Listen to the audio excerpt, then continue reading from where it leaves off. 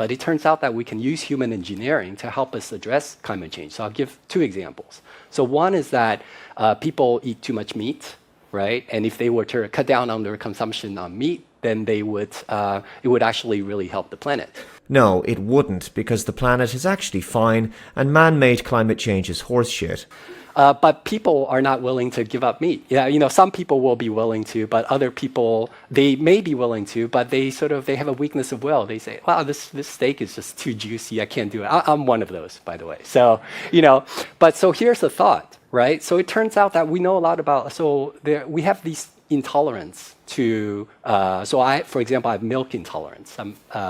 And some people are intolerant to crayfish. So possibly we can use human engineering to make it the case that we're intolerant to certain kinds of meat, to certain kinds of bovine proteins. And there's actually analogs of this in life. There's this thing called the long star tick, where if it bites you, you'll become allergic to meat. I can sort of describe the mechanism. So that's something that we can do through human engineering. We can kind of possibly address really big world problems through human engineering. Sometimes you have to just allow your jaw to fully hit the floor, don't you? He talks about genetically engineering people to be intolerant of meat. Another example is, you go first. Yeah. Good on that guy for saying it. You go first. Yeah, you go first, Matthew, if you want.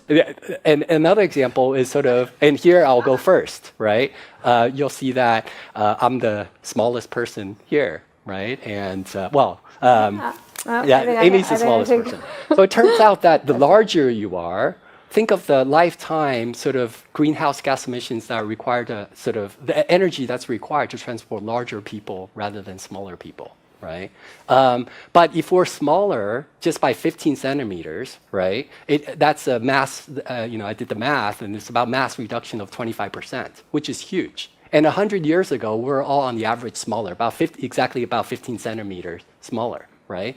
So think of just the lifetime greenhouse gas emissions if we had smaller children, right? And so that's something that we could do through some human. Incredible.